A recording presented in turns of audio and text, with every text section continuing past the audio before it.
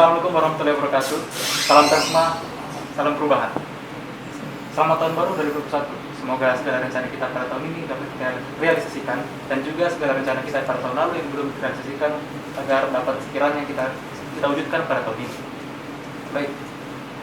Atas izin Allah Subhanahu wa taala, izinkan saya untuk memperkenalkan diri saya terlebih dahulu. Saya Mujahidin Nur Rizky Akbar, biasa dipanggil Akbar. Pada kesempatan kali ini akan memandu sekaligus memperkenalkan produk terbaru dari Metanoia, yaitu Metatalk. Metatalk merupakan sebuah program podcast yang dirancang dan dibangun agar para penontonnya dapat memperoleh perspektif yang berbeda akan suatu hal, dan juga konten-konten yang dikemas dibuat sedemikian rupa agar relate dengan kehidupan kita sehari-hari, terutama kehidupan kita sebagai mahasiswa Politeknik Negeri Ujung Pandang. Baik, pada episode podcast yang pertama ini saya tidak sendirian. Saya telah bersama dengan tamu kita yang pertama, sekaligus tamu kita yang istimewa, yaitu Bapak Profesor Insinyur Muhammad Ansar MSI PhD, selaku Direktur Politeknik Negeri Ujung Pandang. Terima kasih Pak telah hadir di tempat ini. Baik, sebelum kita memulai, saya ingin menanyakan terlebih dahulu bagaimana kabarnya Bapak pada hari ini, Pak? Alhamdulillah sehat. Alhamdulillah. Alhamdulillah. Saya terus senang dengan kabar Bapak. Iya. Baik Pak, pada hari ini kami membawa tema yaitu tahun baru bersama Direktur, Pak. Nah, nantinya kita akan banyak membahas dan menyinggung mengenai program kerja Bapak pada tahun lalu, tahun ini, serta selama kepengurusan Bapak sebagai Direktur Politeknik Negeri Ujung Pandang. Boleh Pak? Baik, silakan. Baik Pak, terima kasih. Ngomong-ngomong, Bapak memiliki ruangan kerja baru Pak? Ya, Alhamdulillah ini baru dipakai awal Januari 2021. Oh baik. Walaupun dikerjakan ya di akhir tahun 2022. Oh iya Pak. Sudah pindah sejak awal bulan Pak?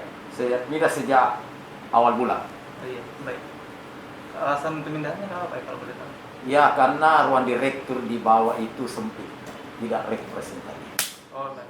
Hanya bisa ya 5 orang tamu.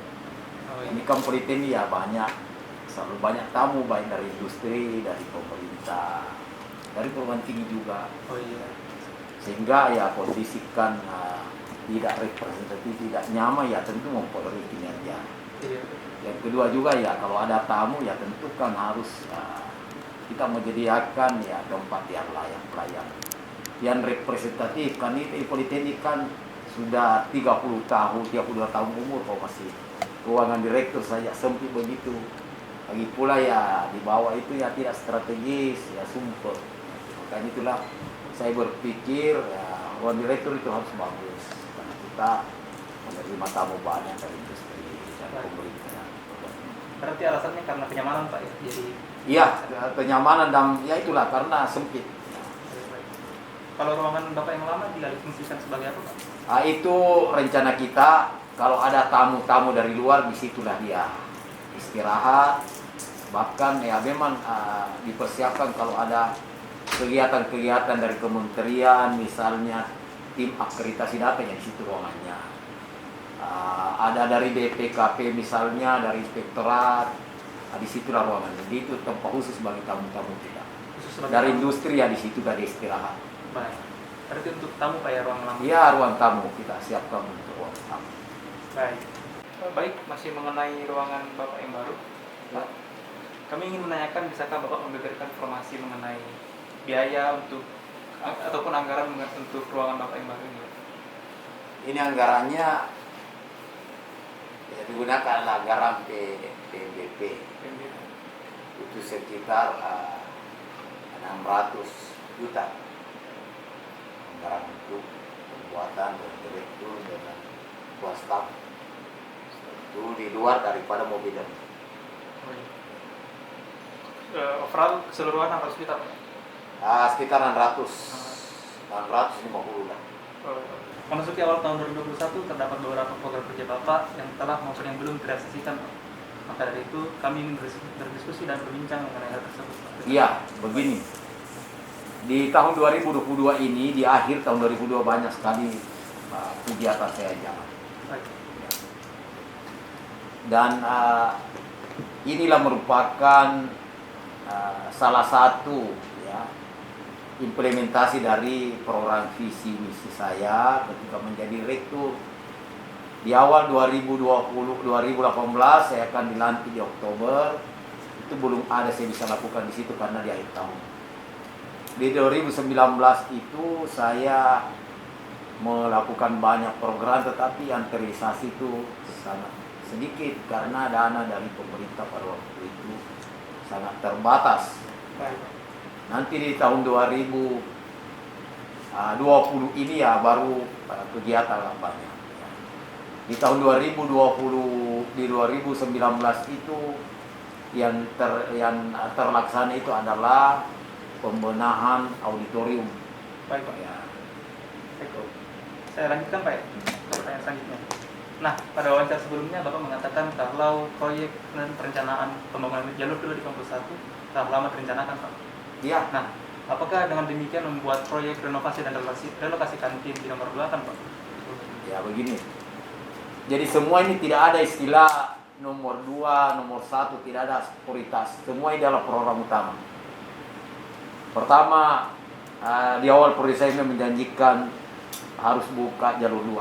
Kenapa? Karena sempit, tidak nyaman, kadang macet kalau kita pulang. Apalagi pada saat di luar pandemi itu, kadang macet di situ pagi, sore. Yang kedua memang ya kelihatannya ya Politeknik tidak kelihatan kalau satu jalur ya. Iya, Pak. Pohon-pohon itu saya buka, Anda bisa melihat sudah kelihatan lapang, ya. Membuat nyaman, nampak Politeknik. Yang kedua saya buat pintu gerbang. Selama ini kan tidak ada pintu gerbang yang representasi, tidak ada tulisan Politeknik. Kok ini ada lambang Politeknik. Dibuat lagi dari stylus itu kan saya buat cantik. Saya buat modern. Baik. Kemudian banyak program, ada sekitar 30 yang saya rencanakan di tahun 2019 ini, termasuk kantin. Ya. Karena memang kantin justru menjadi prioritas bagi saya. Mengapa tidak terlaksana? Oleh karena anggaran yang turun tidak cukup. Dan ini kita kan sudah plot-plot. Ini yang jalan, tapi pada waktu itu yang keluar dari sistem tidak keluar kantin. Termasuk SNS itu tidak keluar. Termasuk renovasi jurusan air tidak keluar dari sistem. Jadi tidak ada anggaran. Padahal semua kita plot ini sekian, ini sekian. Rencananya tahun ini semuanya selesai kantin. Kalau anggarannya tahun ini sudah ada? Sebenarnya sudah ada, tapi karena tidak bisa terlaksana, karena itu tadi saya bilang di dalam sistem kadang macet dan ini dari waktu, sehingga tidak keluar dari sistem, ini tidak bisa dilaksanakan anggaran kembali. Sehingga menjadi prioritas pertama nanti di tahun ini 2021 kantin pertama saya harus benahi. Jalanan juga harus segera. Karena memang saya menjanjikan kantin itu sebenarnya dari tahun lalu. Ketika saya menjadikan kantin lama itu ruang kelas, karena pada waktu itu kita menambah kapasitas, tidak ada tempat, maka yang representasi dijadikan kelas adalah kantin lama. Saya janjikan kita pindah di kantin dan saya akan benahi. Tapi karena kita ini kan satker, tidak mudah begitu saja menggunakan anggaran kalau tidak ada izin dari kementerian. Itu harus diusulkan dulu. Kedua tetap. Terhubung dengan satker juga, Pak? Ya. Kantinnya terhambat. Artinya terhambat karena itu tadi anggaran tidak cukup untuk itu. Iya.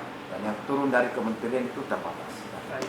Berarti tahun ini diusahakan selesai? Tahun ini insya Allah menjadi program utama saya. Dan ini sudah ada anggaran pemeliharaan sekitar 2 M. Itu sudah ada tuh? Sudah ada di dalam DIPA kita. Jadi prioritas utama kantin itu insya Allah saya akan selesaikan tahun ini. Baik. Maka barangkali ya sebelum pertengahan tahun sudah selesai itu kan. Perencanaannya sudah ada, gambarnya sudah ada. Baik. Sudah perencanaan. Baik, terima kasih. Kemudian kita berpindah ke topik berikutnya, yaitu perkuliahan di kampus Politeknik Negeri Jepang, Pak. Nah, beredar kabar kalau pada tahun ini 2021 perkuliahan di kampus ini akan dialihkan menjadi onsite secara sepenuhnya. Apakah benar kabar tersebut, Pak? Itu rencana kami, tetapi ini kan semua harus ikut kepada pemerintah. Kami Politeknik kan ada satker, adalah institusi pemerintah, jadi tentu kita tidak bisa melanggar aturan yang ada. Kalau kementerian mengizinkan ya kita ikut onsite, tapi kalau kementerian menyarankan online kita ikut online. Jadi itu tidak pasti. Kita menunggu arahan dari kementerian. Kelihatannya kan dari kementerian ini masih prioritasnya kepada online bagi perkuliahan, kecuali praktik mungkin nanti ada pengecualian, tetapi tetap semua mengikuti protokol COVID. Ya, jadi memang rencana kami kalau ini COVID ini sudah mulai berkurang, tapi kan kenyataannya tidak. Jadi kemungkinan masih online Mungkin masih online, Pak. kemungkinan kita menunggu arahan dari kementerian. Kalau Iya, kan. praktik dan bengkel, Pak, Praktik ada bengkel bagaimanapun itu harus onsite. harus onsite. Ya, tapi kita lakukan secara berdiri, Oh, iya. artinya sehingga memenuhi protokol COVID, artinya tidak banyak yang datang berkerumun, diatur per kelompok. Makanya kegiatan ekstrakurikuler kita larang sama sekali, kecuali kegiatan praktik yang boleh masuk kampus. Tidak boleh itu kegiatan-kegiatan, karena kita memang dilarang oleh pemerintah untuk kumpul-kumpul, menghindari penyebaran. Baik. Dengan pengecualian untuk praktik dan bengkel. Kecuali praktek, karena bagaimana mau praktek simulasi sipil mesin nggak bisa. Baik. Pemerintah pun itu memberi kelonggaran tentang masalah praktek. Oh, baik. Oke, selanjutnya kita berpindah ke kampus 2, Pak. Ya, Di sana kami melihat bahwa pembangunan teknik kimia dan rusunawa sedang berlangsung, Pak. ya, Namun sampai saat ini belum terlihat juga pembangunan gedung teknik sipil dan teknik mesin ya, yang Bapak janjikan pada tahun 2018. betul. Nah, apakah ada kendala ataupun masalah untuk pembangunan kedua gedung tersebut? Iya. Jadi salah satu misi saya itu menjadi rektor mau membangun teknik mesin dan teknik sipil di kampus 2. Karena jurusan yang ada belum ada kampus 2 kan memang mesin dengan sipil. Iya, Pak. Sudah ada elektro, sudah ada akuntansi, administrasi, sekarang teknik kimia. Ya, alhamdulillah baru kemarin diselesaikan yang selama 5 tahun mangkrak. Baik. Itu menjadi prioritas saya menyelesaikan itu pada waktu. Sedangkan itu saya urus agar alhamdulillah sudah selesai. Kemudian rusunawa juga jalan, seharusnya kemarin selesai anggarannya, tapi karena pandemi COVID sehingga dijadikan multier tahun ini selesai insyaallah rusunawa. Nah, masalah gedung kimia ya saya sudah masalah teknik mesin dengan teknik sipil saya sudah berjuang sebenarnya. Yang pertama kendalanya ya memang karena lokasi kita itu kan perlu timbunan. Jadi perlu dana timbunan. Iya. Nah, yang kedua ya memang harus ada DED-nya, ada AMDAL-nya. Ini semua belum ada. Oh, iya. Nah, jadi memang agak susah, ini sebenarnya salah satu kendala semua ini. Kendalanya DED belum ada, AMDAL kampus 2 belum ada, kalau kita mau menimbun tanah timbunan pun belum ada. Anggaran yang setiap tahun saya sudah 3 tahun ini perjuangkan untuk mendapatkan anggaran SBSN namanya. Iya. Itu anggaran SBSN ya singkatan dari SBSN itu Syariah saya lupa. SBSN itu adalah bantuan dari pemerintah untuk surat berharga syariah negara. SBSN, surat berharga syariah negara, itu namanya SBSN. Itu program sebenarnya membangun gedung dengan melengkapi seluruh fasilitas yang ada. Mejanya, alat prakteknya. Cuma memang sayangnya diprioritaskan bagi politeknik yang baru, seperti Papua, seperti Madura, ya, seperti Madiun yang baru berdiri, seperti Subang. Kali kita ini kan tidak termasuk politeknik yang baru, termasuk politeknik lama, sehingga tidak pernah dapat prioritas karena memang dananya terbatas. Tapi tahun ini saya berjuang lagi, mudah-mudahan bisa dapat, sehingga insya Allah mudah-mudahan tahun 2022 di awal itu sudah kita bisa membangun kampus atau katakanlah gedung untuk jurusan teknik mesin. Berarti pembangunan baru dimulai tahun depan, Pak? Insya Allah. Karena kita mencoba mengusul lagi nih. Dan kalau bisa timbunan tahun ini sudah bisa berjalan, bisa selesai tahun ini. Baik. Kalau rusunawa, Pak? Rusunawa insya Allah tahun ini selesai. Tahun ini selesai? Iya, tahun ini selesai. Dan bisa ditempati oleh mahasiswa. Baik. Kemudian kembali ke gedung teknik kimia, Pak. Pembangunannya telah rampung 100%, Ya. kami lihat. Baik dalam infrastrukturnya maupun di wilayah sekitarnya, Pak. Namun hingga sekarang belum ada aktivitas mahasiswa maupun aktivitas akademika di dalamnya, Pak. Iya, Kira-kira begini. bagaimana, Pak? Karena ini kan kita masih kuliahnya secara online. Prakteknya pun di sana kan belum ada alat-alat praktek. Masih di kampus lama semua. Ya memang kita targetkan pertama adalah kampus 2 ini untuk teknik kimia. Di sana tempat kuliah di pusaka kuliahnya. Tapi kan tidak ada kan kuliah online, kuliah onsite, jadi memang belum ada kegiatan. Tetapi saya sudah sampaikan kepada ketua jurusan agar segera juga pindah kantornya jurusan di sana. Saya juga akan nanti ada kantor saya di auditorium, kantor direktur. dan para pembantu direktur. Tahun ini juga saya akan tempati. Jadi bagaimana saya cara mengatur, kalau misalnya dalam seminggu 5 hari kerja, saya 2 hari di sana, 3 hari di sini. Atau mungkin saya pagi di sana, di sini sore setiap hari. Supaya kampus kita di sana hidup. Betul. Jurusan juga para bisa ada di sana kalau saya ada. Kalau dibiarkan begitu terbengkalai, sayang auditorium kita sudah benar. Kursinya sudah luar biasa itu. 6 miliar. Sudah sama dengan kursinya UNAS. Siap dipakai. Berarti ruangan Bapak di sana sudah siap atau? Sudah siap sebentar dibenahi sekarang. Mobilnya sudah ada meja di sana, ada kursi. Tahun ini rencananya Bapak pindah? Tahun ini saya berkantor di sana di auditorium lantai 1. Kalau gedung teknik kimia Pak, kapan difungsikan?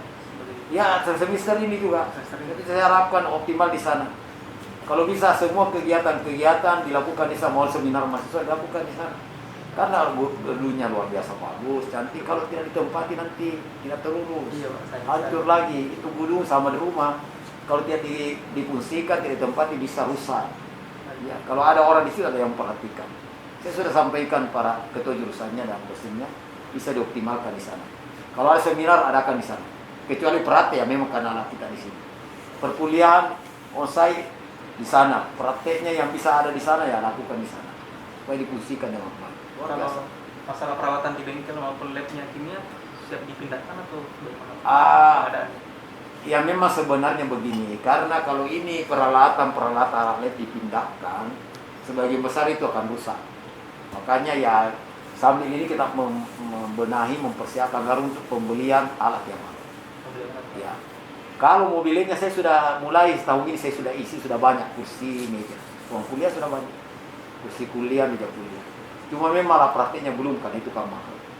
Baru kita usulkan tahun ini mudah-mudahan ruang garang kita usahakan di sana juga sudah ada laboratoriumnya jadi bisa praktek di sana. Kemudian mengenai kinerja para wadir, kepala jurusan dan juga staf Pak, bagaimana selama 2 tahun kepengurusan? Ya memang saya terus terang ini bahkan saya kadang tegur wadir-wadir saya kalau dia kurang aktif, kurang berkinerja lah.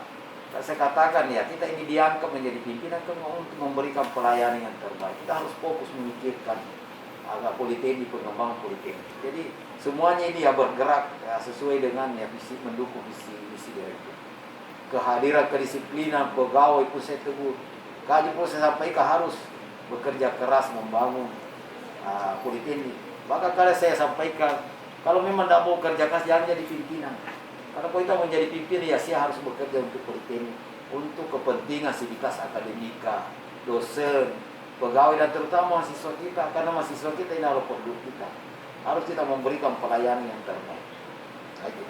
Pada sekitaran akhir tahun 2020 Pak, kami mendapatkan informasi mengenai mobil dinas politeknik Pak yang sempat itu hari ditemukan nonton balapan di Veteran Selatan Pak. Apakah Bapak mendapatkan informasi tersebut? Ya saya dapat, saya waktu itu ada di Jakarta. Saya telepon coba dicek kebenarannya karena dia yakin dan ternyata benar. Jadi sebenarnya itu mobil itu dipakai oleh seorang karyawan untuk rencana untuk menjemput tamu. Nah, pada malam itu juga ada tamu dari kementerian. Saya memang perintahkan. Tetapi setelah mobil itu dipakai kan diparkir di rumahnya, tidak langsung kembali ke kantor malam. Ya ini anaknya seorang pegawai ini ya tiba-tiba tengah malam dia pakai keluar alasannya mau pergi beli songkol bagadan, akhirnya ya singgah menonton begitu. Tapi itu kami sudah memberikan teguran, saya kirim ke SPU untuk dievaluasi dan ternyata ya betul bagaimanapun ya tidak ada orang tua membiarkan, tapi itu adalah kesalahan harus ditegur. Saya sudah berikan teguran untuk tidak mengulangi lagi. Berarti yang mengendarai mobil tersebut itu karyawan atau anaknya karyawan yang pakai itu keluar, tapi karyawan yang pakai dari politeknik ke rumahnya karena memang saya perintah untuk menjemput tamu. Namun karena itu acara malam, jadi setelah dipakai kan diparkir di rumahnya. Nah, tengah malam jam 2 dipakai oleh anaknya keluar, tidak minta isi. Itu sebenarnya, memang betul itu. Kemudian mengenai virus COVID-19 Pak, yang menurut info kami menemukan bahwa pada tahun 2020 sampai 2021 terdapat beberapa mahasiswa dan juga dosen yang terjangkit virus tersebut Pak. Apakah Bapak mengetahui virus? Ada beberapa laporan ke saya, ada mahasiswa, ada dosen ya, ada dosen, tapi alhamdulillah dosennya itu sudah negatif, sekarang sudah baik ya. Jadi memang ada beberapa benar itu, ada yang diisolasi karena dia kena COVID, itu memang ada. Mahasiswa pun saya dengar ada laporannya, cuma memang ya seberapa banyak saya belum dapat laporan jumlahnya ya. Tapi saya dengar ada, karena setiap ada yang kena ada yang laporkan, ini kena, ada Pak mahasiswa kita yang kena. Saya tanya perkembangannya bagaimana, ya ada yang sudah baik, mungkin juga ada yang kayak meninggal. Saya tidak dengar informasi kalau dia meninggal ya. Tapi alhamdulillah sudah membaik. Dosen pun begitu, ada yang kena tapi alhamdulillah membaik. Jadi saya ramen tidak ada yang saya dapat informasi mahasiswa, dosen, pegawai yang meninggal karena COVID.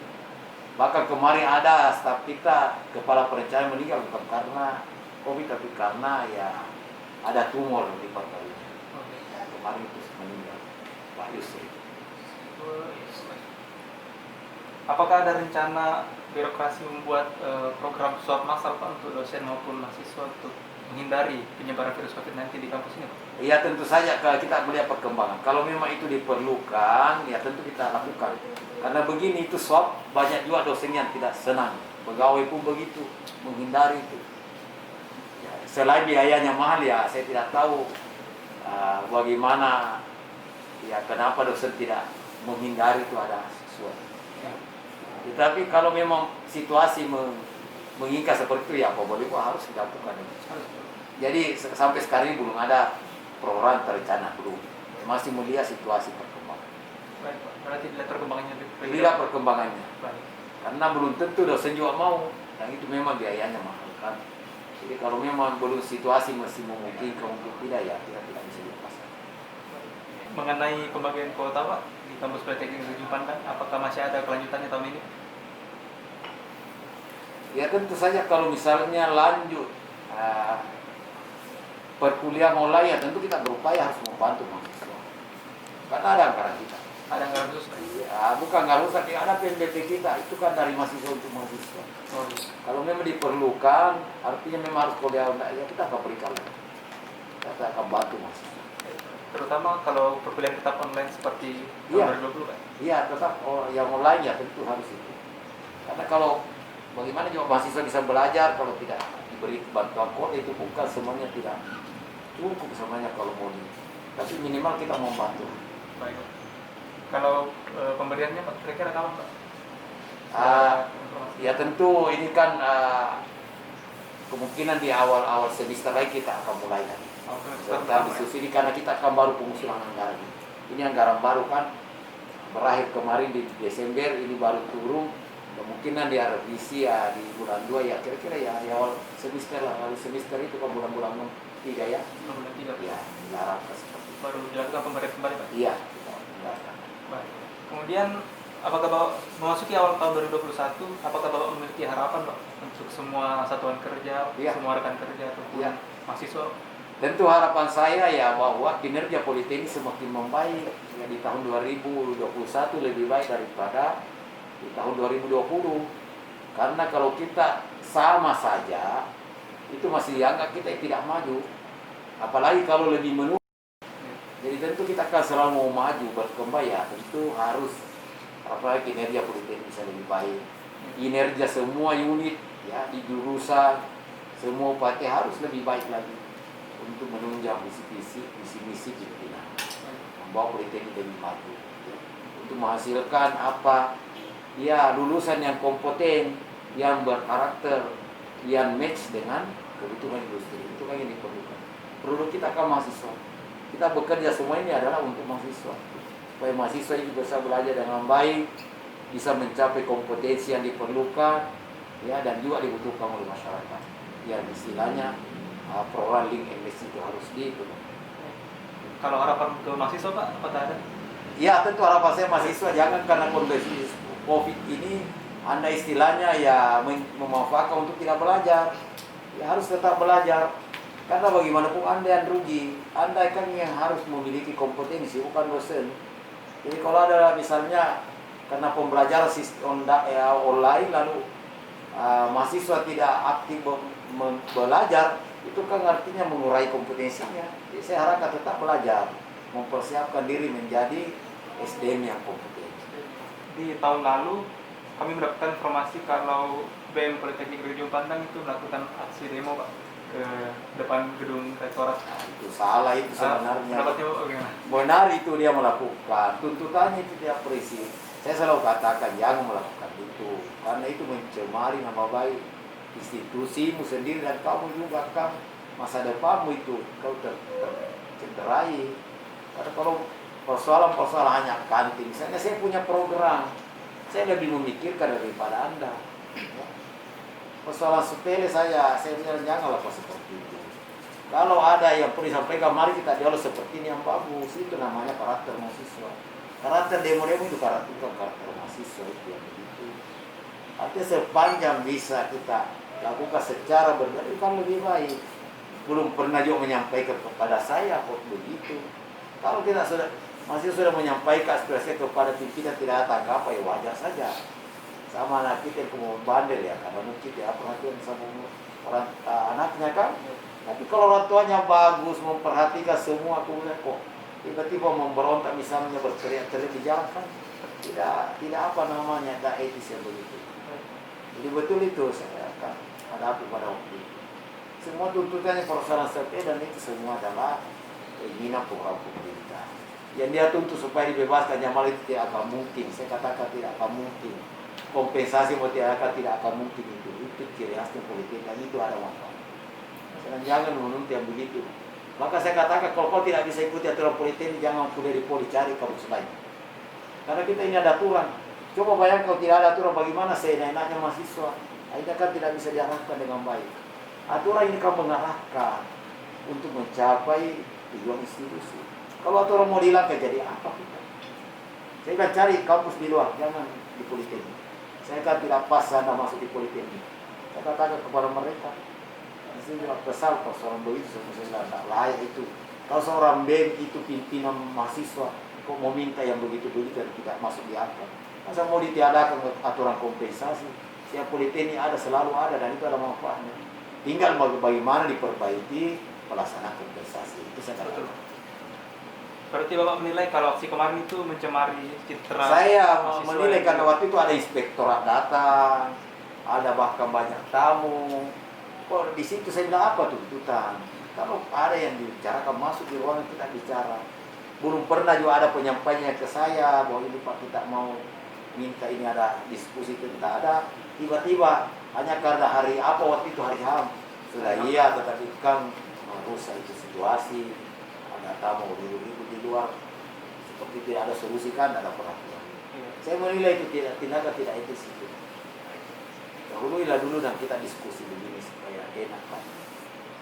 Berarti Bapak lebih mendorong dan menekankan musyawarah Pak? Lebih saya lebih menekankan musyawarah karena kalau kita ini selalu musyawarah ya pasti ya ada kata mufakat dan kita bisa sama-sama memikirkan yang terbaik untuk kita semua. Kalau Politeknik Negeri Padang saat ini Pak, peringkatnya di antara Politeknik Negeri yang lain itu berapa? Belum ada ini pemeringkatan sejak Kemendikbud. Kalau di tahun 2019 kita kan peringkat 6. Masuk 10 besar di urutan tengah. Itu saat terakhir Pak ya 2019? Terakhir ya. Itu masih Kemendikbud. Oh, iya. Belum ada sampai sekarang. Sudah ada informasi mengenai kapan pemeringkatan tersebut ada lagi? Saya belum dapat informasi, belum ada. Belum ada. Ya. Oh iya. Karena ini Kementerian Pendidikan Kebudayaan sekarang masih membenahi sistem. Ini kan perubahan nomenklatur kalau itu dari Kemendikbud menjadi Kemendikbud ini kan beberapa juga nomenklatur yang perlu diperbaiki sistem. Termasuk ini kan adanya Dirjen Vokasi kan itu tidak ada Dirjen Vokasi. Itu masih di Jadi sekarang kan ada Dirjen Vokasi jadi itu tentu itu dulu yang dia pertajam bagaimana orang-orangnya. Kemudian kami menghimpun beberapa pertanyaan Pak dari teman-teman dan meta readers yang diajukan kepada Bapak. Nah, misalnya pertanyaan pertama ini, dinding depannya sekret HMA ada spanduk pasca sarjana. Iya. Apakah akan ada S2 di Poltek Pak? Akan ada sudah potensi. Jadi sudah ada beberapa kita usulkan teknik mesin, energi terbarukan, S2 pertambangan, teknik elektro juga usulkan. Jadi kira-kira sudah ada 5 usulan kita itu. Hanya karena perubahan nomenklatur dari Kemendikbud ke Kemendikbud ini sampai terhambat semua proses. Akan ada. Jadi itu di sana saya akan gunakan kantor S2 Terapan. Himpunan ANAK. Coba Anda lihat, paling bagus himpunannya di sampingnya kantin. Bagus sekali bangunannya. Saya sudah bawa bangunan. Yang lebih luas dari sana lebih cantik. Karena di sana kita mau jadikan gedung pasca sarjana atau S2 Terapan. Mobilnya sudah ada, kan, kursi pimpinan, kursi belajar sudah ada. Mudah-mudahan tahun ini sudah ada izin keluar dan segera kita buka S2 Terapan. Sehingga alumni kita ini kalau mau lanjut jangan lagi ke universitas, tidak nyambung. Seharusnya ke S2 Terapan supaya ilmunya nyambung, dan itu yang dibutuhkan sekarang. Mengapa banyak yang ke universitas? Karena tidak ada S2 Terapan.